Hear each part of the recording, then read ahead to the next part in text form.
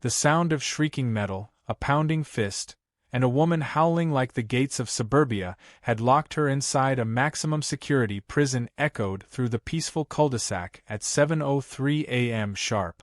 That woman was Karen. And the cause of her operatic breakdown? The new lock on the community gate had actually worked for the first time in years. She was trapped outside, clutching a reusable grocery bag and waving her phone in the air like she was signaling an SOS to the International Space Station. Meanwhile, I sat on my porch, coffee in hand, quietly watching the live feed from the camera I'd installed in the gate's keypad box. She was jabbing at buttons like she was entering a cheat code to break reality.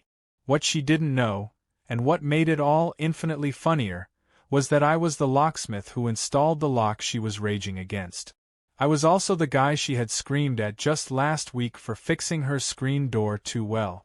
You could say fate had a sense of humor, but I preferred to call it justice in a stainless steel casing. It had all started 3 weeks earlier when the HOA finally voted to secure the crumbling front gate after a wave of petty theft. Packages were disappearing faster than we could track them, and Karen had made it her personal mission to blame everyone from the UPS guy to imaginary Eastern European syndicates. I, being the only certified locksmith within 20 miles, and a resident of this overly regulated slice of suburbia, had offered to fix the problem. I submitted my plan, included a budget-friendly rate, even threw in free key fobs for every household. The motion passed unanimously. The paperwork was signed, including by Karen herself, though I could tell she hadn't read a word. She just liked being seen signing things. Fast forward to installation day, I replaced the clunky 90s-era manual latch with a sleek, Bluetooth-enabled locking system. It had individual fob access, camera verification, and real-time override capabilities. The neighborhood was thrilled. Kids could now ride their bikes in peace without strangers wandering through. Elderly residents felt safer. Packages stopped vanishing. But Karen? Oh, Karen was livid. Not because of the technology or cost, but because the lock had finally stopped her from treating the gate like a revolving door at a hotel. See, she had a habit of propping it open with a rock to sneak out to the dog park, sometimes even letting other strangers in. Now, that rock had been removed, crushed during installation, and ceremonially tossed in the dumpster. She took it personally. That morning's freakout hit new levels. After 20 minutes of wild gesturing and public outrage, Karen finally stormed up my driveway like a tornado in yoga pants. I watched her coming from a mile away, her sun visor flapping dramatically in the wind like some suburban war flag. She didn't knock. She didn't greet me. She launched straight into accusations.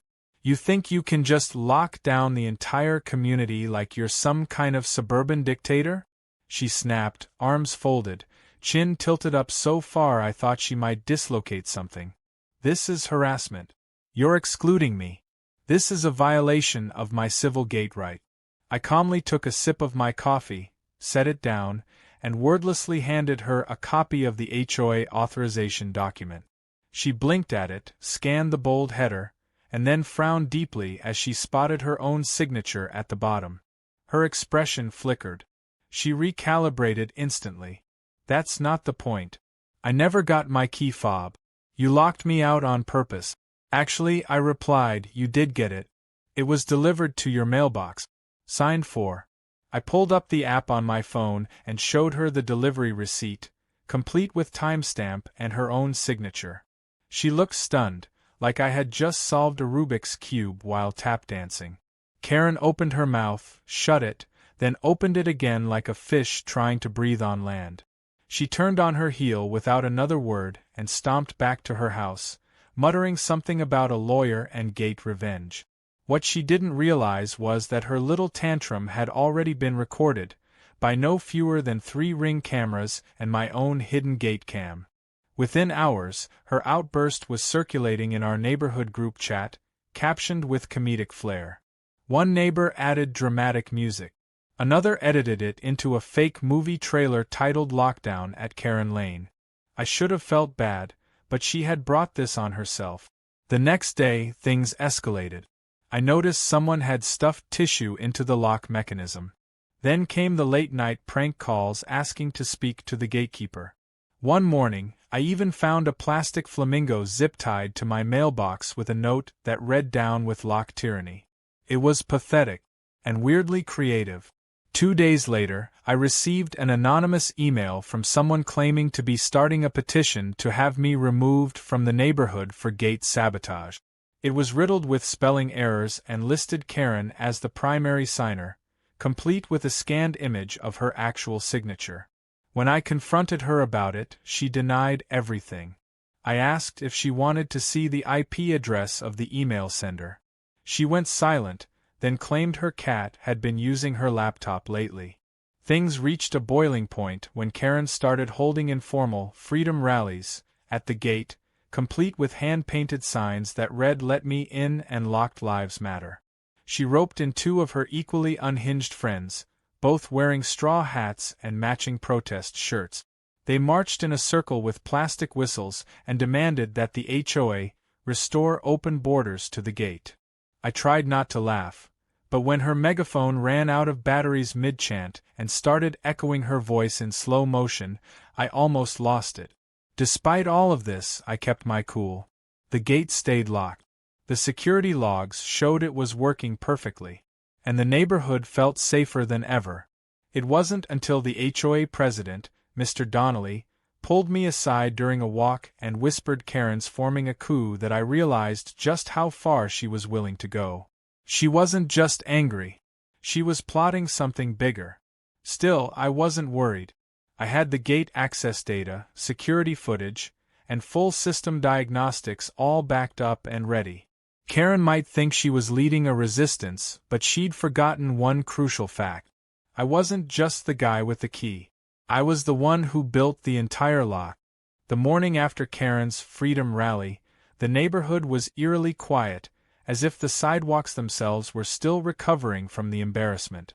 Bits of soggy protest signs littered the edge of the cul-de-sac, where a brief rainstorm had turned her cardboard slogans into colorful puddles of ink. I stepped outside, mug in hand, and nodded at old Mr. Chen watering his roses. He shook his head and whispered, "I thought I'd seen it all when someone tried to ban pink flamingos. But this woman? Next level." He wasn't wrong. Karen had crossed a new threshold, one that even the most meddlesome suburbanites usually avoided. She wasn't just angry. She was obsessed. And now, I was certain she'd moved into the sabotage phase of her suburban rebellion. By noon, I confirmed it. The gate's security logs showed an attempted manual override at 2:47 a.m. Someone had tampered with the keypad using a handheld decoder device. That would have been worrying, if I hadn't already installed a secondary locking circuit specifically for Karen-level paranoia. The keypad had fried her device instantly, locking down the gate for 5 minutes and triggering a silent notification to my phone. I'd been awake at the time, watching from my upstairs window as a shadowy figure in a hoodie stumbled away from the gate, muttering about batteries and gate conspiracies. And if the limp in her walk didn't give it away, the pink polka-dot pajama pants certainly did. Karen had gone full nocturnal saboteur.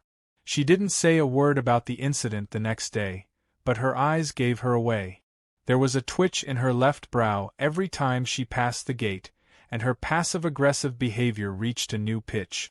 She left a note on my door that read, "Excessive locking harms community unity."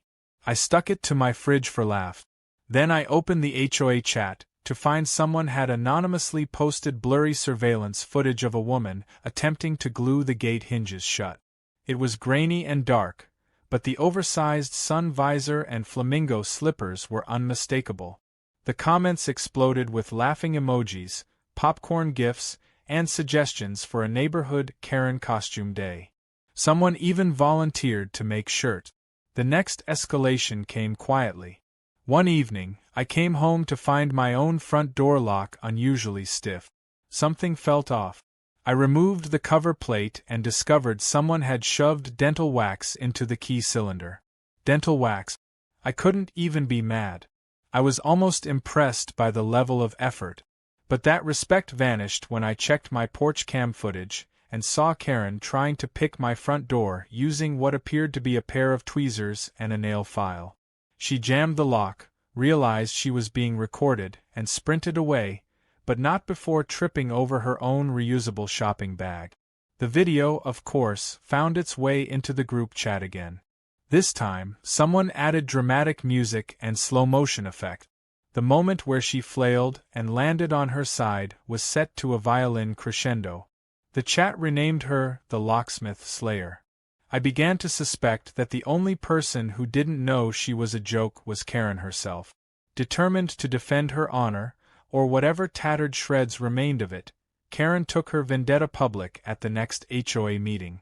She arrived early, handed out printed pamphlets titled, "The Gate Crisis," "Unlocked Truths," and wore a shirt that said, "I have a right to enter." As the meeting began, she marched to the front with a stack of papers and demanded to be heard. The HOA president, Mr. Donnelly, sighed so hard it sounded like he'd aged 5 years. Karen launched into a 10-minute rant about freedom of movement, how the gate was a symbol of oppression, and how I had weaponized locksmithing against her. She claimed I was controlling the community through gate monopoly, and suggested I was hoarding fobs to sell them on the black market. When I pointed out that I had given her a fob weeks ago and even had the activation confirmation to prove it, she accused me of hacking her mailbox. I calmly stood up, displayed the fob delivery record, and offered to reassign her access if she could prove she hadn't lost the fob. That's when she said the words that would echo in HOA history. "I didn't lose it. I spiritually rejected it." The room burst into laughter. Mrs. Jenkins nearly choked on her lemon bar.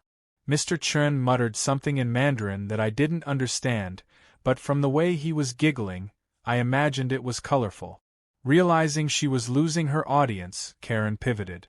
She demanded a new vote to remove the gate entirely. The motion was seconded only by her friend Margaret, who spent most of her time arguing with squirrels. Everyone else stared blankly. When no one supported the motion, Karen declared the HOA was colluding with lock supremacists and stormed out. She accidentally walked into the broom closet before finding the exit, which only made things worse. The next morning, her retaliation reached a bizarre new level. Someone, or rather Karen, had set up a Freedom Gate on the community bulletin board. It featured handmade posters comparing our gate to prison bars and included a QR code that linked to a bizarre blog she had launched. The blog was full of conspiracy theories about RFID fobs, smart lock surveillance, and something called the Keyhole Cabal. Her latest post claimed I was in league with major tech companies and had personally installed backdoors into every lock in the community. She even cited whistleblower squirrels. For a moment, I actually considered having a quiet conversation with her, trying to de-escalate. Maybe she just needed to vent. Maybe she'd seen one too many crime shows and got carried away. But then I received an email from someone posing as a concerned neighbor, offering to buy admin access to the gate. The IP address traced back to Karen's Wi-Fi router. She wasn't just being annoying. She was actively trying to compromise the neighborhood's security system. At that point, it became clear that humor wouldn't cut it anymore. I documented everything: emails, footage, access logs, and forwarded it all to the HOA board along with a formal complaint. Mr. Donnelly called me later that evening, his voice flat and exhausted. He said, "You wouldn't believe this, but she just emailed the mayor. Something about key fob apartheid." We both shared a long silence. Then he added, "You got anything in that toolbox of yours that can lock down a person's ego?" That night, I updated the gate software, patching in new tamper alerts and access logs that pinged me directly. I also added a small feature I had quietly developed. Karen's fob access was now linked to facial recognition. If she tampered with anything again, the system would log it and lock her out automatically. And then I waited, because I knew Karen wasn't done. Not by a long shot. The next few days passed with an uneasy calm, The kind you only get when you know someone like Karen is quietly plotting instead of publicly ranting. The front gate worked flawlessly. Packages arrived on time. Kids rode their bikes freely, and old Mrs. Beck finally admitted she felt safer walking her schnauzer after dark. But I could feel it like a storm just over the ridge. Karen was up to something. She hadn't tried to glue anything, break in, protest, or scream in nearly 72 hours. And for Karen, that level of silence was more suspicious than anything else she could have done. I didn't have to wait long to find out. At 6:45 a.m., I received a notification from the smart lock system. A failed access attempt followed by a temporary freeze and a warning of multiple incorrect override code. The strange thing? It wasn't at the gate this time. It was at the side utility box where the system's server relays were installed. That panel was only accessible to authorized technicians, and me. I drove to the location in under 5 minutes, only to find the lock housing scratched, as if someone had tried to pry it open with a key that didn't belong. There were fresh footprints in the damp grass leading away. And sitting not too far off, half concealed in the bushes, was a small, cheaply made universal fob duplicator. I picked it up with a gloved hand, already guessing whose fingerprints were probably all over it. Later that day, I brought the device to the HOA president. Donnelly looked at it, sighed, and muttered that his life had been so much simpler before Karen had declared war on modern hardware. We both knew she was behind it, but without direct proof, confronting her would only make things worse. Instead, he suggested we hit back with information, hard, public, and indisputable. I agreed. And I had just the plan. The following Saturday, during the community's monthly brunch gathering, I took the mic. Not something I usually did, and gave a short demonstration on how the gate system worked.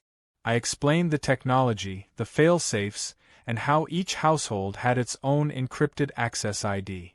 I passed around printed logs showing neighborhood usage, without names, to demonstrate security integrity.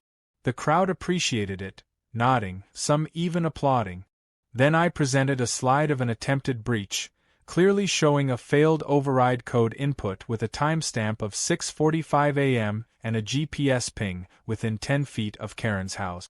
The room was silent. People exchanged looks. A few chuckled. Donnelly, standing nearby, raised his coffee mug in silent approval. I didn't mention Karen's name once, but her reaction was loud enough to fill the room. She stood up, visibly red, and shouted that this was defamation, an invasion of privacy, and that locks are a form of systemic discrimination against alternative lifestyles. Before she could storm out, Margaret, her only ally left, tried to stand in solidarity, but tripped on the rug and brought down a plate of deviled eggs with her.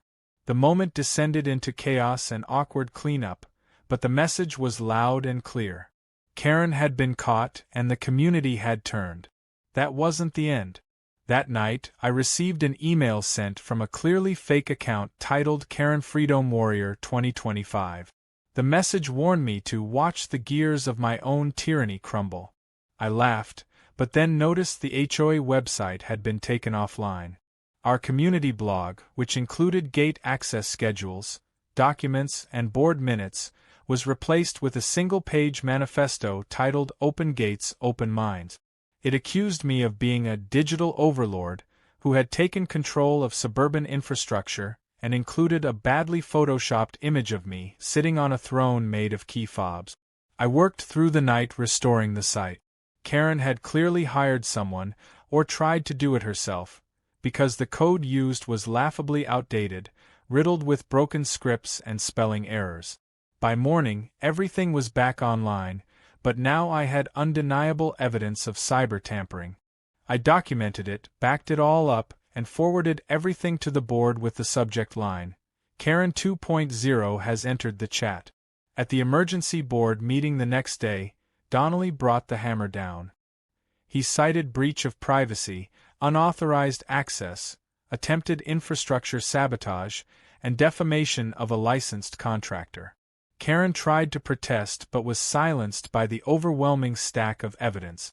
In her final plea, She said the gate had spiritually offended her, and that she was being denied her right to roam freely as a citizen of a free society. Donnelly's response was simple. You're a citizen of this HOA, and your fob still works. You just have to stop trying to hack the system. That's when she dropped the biggest bombshell yet. Karen stood, pulled out a printed page, and waved it dramatically in the air. I'm starting a petition, she announced, to recall the current board and replace it with one that values community values over lock tyranny. She had 20 signatures, mostly names that looked suspiciously like famous authors or television characters. One was signed simply as Batman. The room erupted into laughter again. This time, no one held back. Even Margaret whispered something about needing to rethink her alliances. But Karen wasn't done. That night, she tried again. Around midnight, my gate camera captured her sneaking out with a crowbar. She approached the access panel like she was breaking into Fort Knox. I didn't stop her. I let her fiddle, curse, and tug at wires that weren't connected to anything essential. I had built a decoy panel, installed specifically for this purpose. The real system was buried underground and remotely managed. She left after 15 minutes, sweaty and frustrated, and tripped over her own crowbar on the way back. The next morning, I uploaded a heavily redacted version of the footage to the HOA portal with the caption Community Theater Presents The Great Escape. Donnelly called me 5 minutes later, trying to keep his laughter in check, and said we might have to create a new HOA rule just for her. I offered to write it myself. Rule 99B. Karen shall not tamper with any mechanical, electrical, or spiritual components of the community gate. But behind all the humor and theatrics, there was something deeper happening. Karen's actions weren't just about the gate anymore. She had turned it into a symbol of control, projecting all her grievances onto a piece of stainless steel. She didn't just want access, she wanted to be the one who controlled who had access. And that made her dangerous, not just ridiculous. So I began planning the final play. I called in a favor from a friend who worked in local cybersecurity enforcement. We reviewed the digital evidence, including her attempts to access the gate logs remotely. The violations weren't just HOA level anymore. They were now brushing up against state laws around digital infrastructure tampering. Still, I waited. One more move.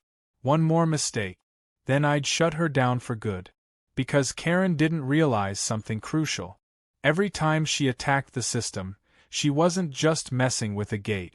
She was triggering a perfectly crafted trap, built by the very locksmith she had underestimated from the start. It was early morning again when the next breach attempt finally crossed the line from laughable to genuinely dangerous. At 5:12 a.m., I was woken by a ping from the emergency alert system I'd installed for the gate. Not just the usual failed access log or fob mismatch, but a full-scale system lockdown. The gate had switched to safety protocol mode, locking out all fob access and disabling the backup panel. It was something that could only happen if someone tried to bypass the power regulation and force an override through the hardware wiring.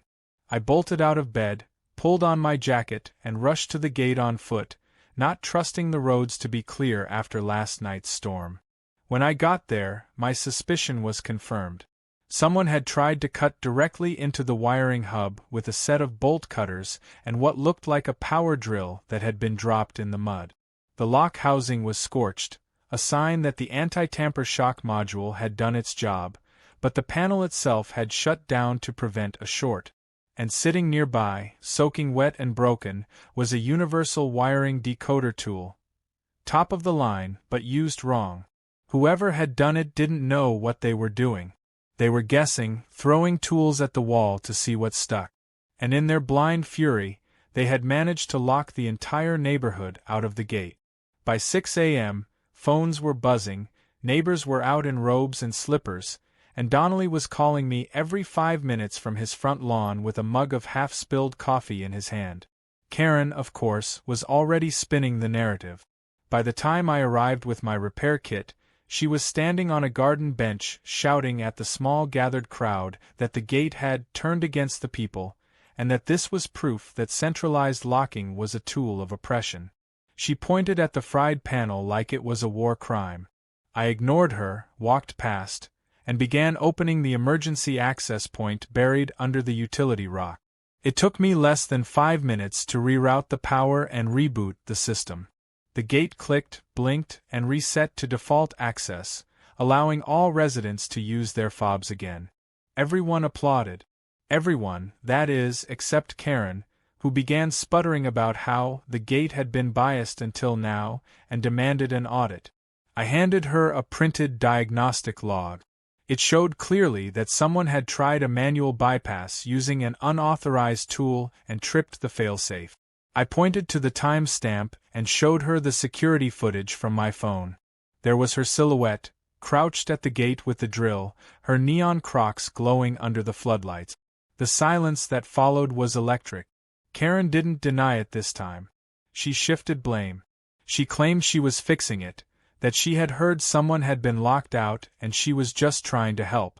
That person turned out to be her cousin, who lived 3 towns over and hadn't visited in 2 years. No one believed her. Not even Margaret, who stood a few paces back with her arms crossed and a look of deep disappointment on her face. That afternoon, I sat down with Donnelly and submitted my full report.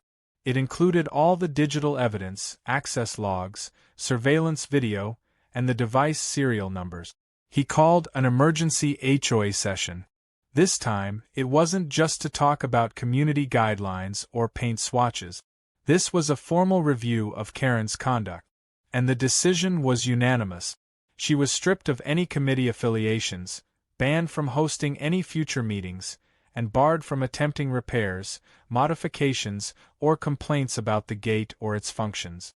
Her fob would remain active for normal use, but any attempt to tamper with the system again would trigger a permanent lockout. Karen didn't take it well. She stood up, screamed that she was being digitally lynched, and threatened to contact the state governor. Donnelly calmly handed her a copy of the HOA charter and said she was free to escalate it to the appropriate civic office. She tore the paper in half and stormed out, knocking over a water cooler on the way.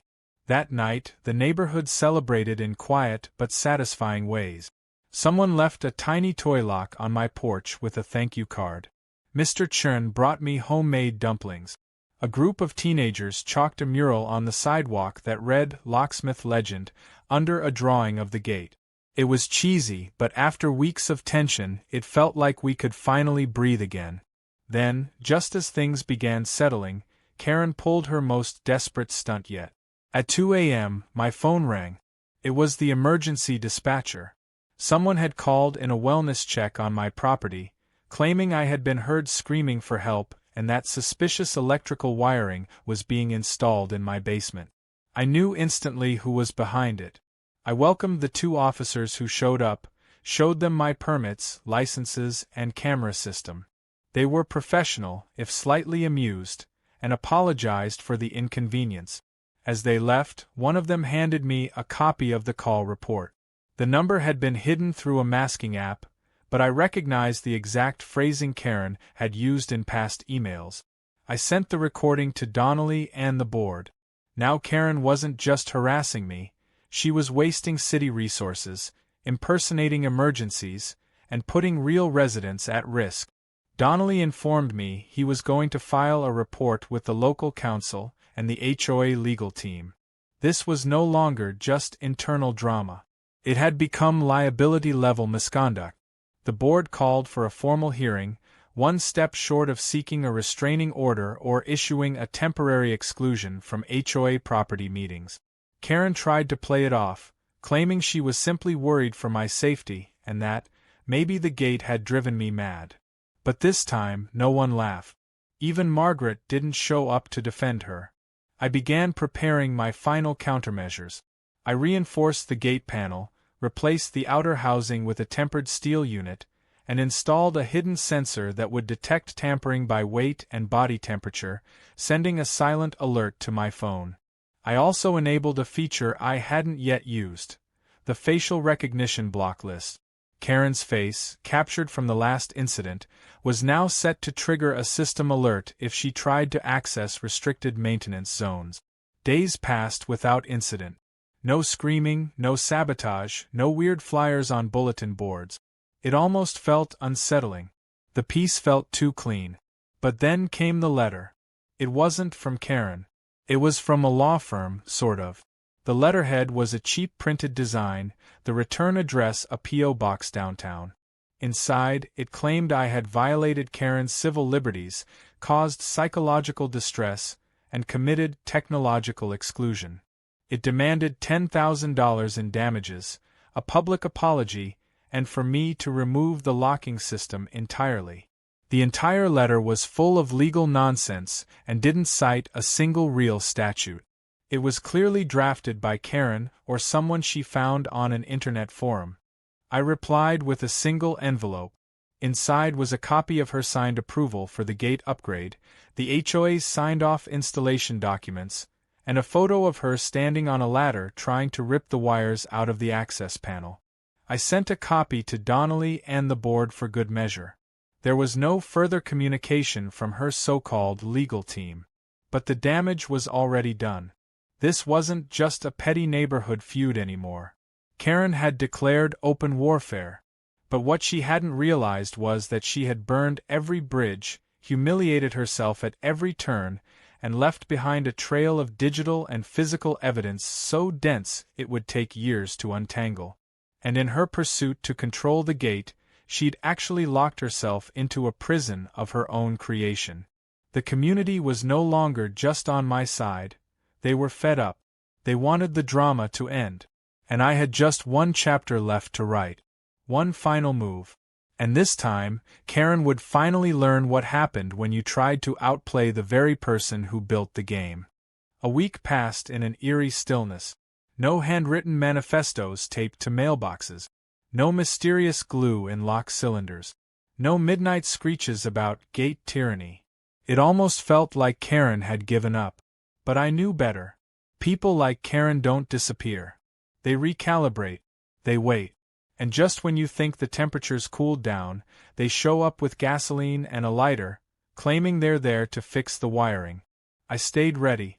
Systems were running smoother than ever. The gate operated perfectly. Fobs logged their data, alerts came through without delay, and I added an extra feature to the system, a gate history tracker visible to all residents via a QR code taped to the community board. Transparency became the final nail in Karen's narrative. And that's when she lost her last advantage. The neighborhood loved the change. With open access to the logs, everyone could see who entered, when, and how often. No personal details, just timestamps and fob IDs. Within 2 days, it became a neighborhood obsession. People joked about who was the earliest riser. There were side bets on who'd be the last through the gate each night. What it didn't show, of course, were failed entries. That information still flowed directly to me. And on Wednesday night, I got the alert I'd been waiting for. Karen tried again. At precisely 2:17 a.m., the maintenance panel on the far end of the gate, hidden from street view and almost never touched, was accessed using a brute force magnet tool. It didn't succeed in opening the box, but it triggered the motion sensor. The facial recognition system activated, confirmed her identity, and automatically issued a secondary alert. The system didn't lock the gate this time. It simply flagged her in the database, labeled her as a hostile entry risk, and sent a full incident package to both me and the HOA board. By morning, I was sipping my coffee while reviewing the footage. Karen, in full black hoodie and flip-flops, struggling with a magnetic override bar like she was trying to defuse a bomb with oven mitt. The panel didn't budge, but she tried to pull on it anyway, jamming a stick in the frame and cursing loud enough to trigger the sound sensor. Then she ran off the moment a neighborhood cat darted past her leg. Her exit was clumsy, tripping over her own tool bag. I clipped the video, packaged it neatly, and prepared for the final showdown. The HOA board met that same afternoon in a special emergency session. It wasn't just Donnelly and the usual suspects this time. Legal counsel had been invited. Karen arrived 10 minutes late and came armed with folders, a new protest shirt reading, "Locked Out, Not Back Down," and a tote bag filled with what she claimed were signed petitions. Half of them had names like Seymour Locks and Anita Key, which made Donnelly openly laugh during review. The footage played. No commentary was needed. Karen sat in silence as her face lit up the projector screen, her hands visibly yanking on the panel she had no right to access. Then Donnelly read the HOA's official resolution. Karen was being suspended from any and all community leadership, including her position on the landscaping subcommittee and pool oversight. She was being fined for property tampering, and her gate access was to be downgraded to visitor level, meaning she'd need a resident to buzz her in going forward. Furthermore, a formal notice of her conduct would be sent to the county HOA council to determine if she should be barred from serving on any governing committee for a period of 5 years. Karen tried to speak. She stood, clutching her printed blog posts like they were sacred scrolls, and launched into a monologue about systemic oppression via automation. She claimed the gate had targeted her, that facial recognition software was biased, that her spiritual rights were being violated by electromagnetic frequencies. It would have been absurd, if not for how seriously she believed it. When she paused to catch her breath, Donnelly simply asked, "Did you or did you not attempt to pry open a secured maintenance panel?" Her response? "I was conducting a spiritual investigation." That sealed it. The meeting adjourned. Karen stormed out. Margaret followed a few paces behind, finally muttering that maybe she was going to look into moving near her grandkids after all. I stood behind to help Donnelly archive the footage, and that's when he handed me an envelope. Inside was a certificate of recognition from the HOA, thanking me for enhancing community security and maintaining neighborhood integrity under pressure. It wasn't flashy. It didn't need to be. It was the kind of gesture that said the board, and the residents, had seen everything and appreciated it all. That weekend, we held a small community cookout. The gate stood gleaming in the afternoon sun, more symbolic than ever. Someone brought a cake shaped like a padlock. Another neighbor brought a hand-carved wooden sign reading, "Peace through precision." People joked, laughed, lived. No more fear about packages disappearing.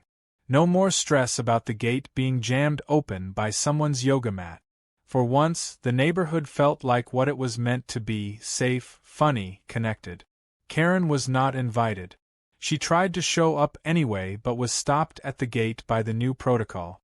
The system flagged her face and sent a message to Donnelly, who responded with a simple system command that played a pre-recorded message: "Please contact a resident to grant you access." She stood there for 5 minutes, fuming, hands on hip. Then she stormed away. Not even a dramatic exit. Just a quiet retreat back into her own house, where her only audience was probably the faded protest signs in her garage. A few days later, she put her home up for sale. The listing went live with a vague description about freedom-loving neighborhood and technologically advanced community features. I laughed when I saw the fob system listed as an amenity. Full circle. The same system she had declared war on now became a selling point. One morning not long after, I saw her loading a box into the trunk of her car. We locked eyes briefly. No words were exchanged. Just that shared understanding that her chapter here was over. She pulled out of the driveway, the gate opened smoothly. No protests, no screaming, and then it closed behind her like a curtain on a play no one wanted to see again. The neighborhood healed fast. We repainted the community benches, upgraded the gate's software to include optional remote guest access, and even added a few decorative lights. I continued to handle the technical side quietly, efficiently. Every time the gate clicked shut behind someone now, it wasn't just a sound of function. It was a reminder of order, security, and resilience. The absurd battle had ended, not with a bang, but with a perfectly functioning system and one very defeated antagonist. Looking back, I couldn't help but admire the symmetry. Karen had fought the gate, the locks, the system, and me. But in the end, she wasn't fighting technology. She was fighting control she never had to begin with. And the irony? The very locks she resented were the only things keeping her from spiraling further. She thought the gate had imprisoned her, but it was the only thing that had ever tried to protect her from herself. As for me, I went back to my usual pace, fixing locks, upgrading security, and sipping coffee on the porch each morning while the neighborhood bustled around me. Peace had returned. Order had prevailed. And the gate? It stayed locked, just the way it was always meant to be.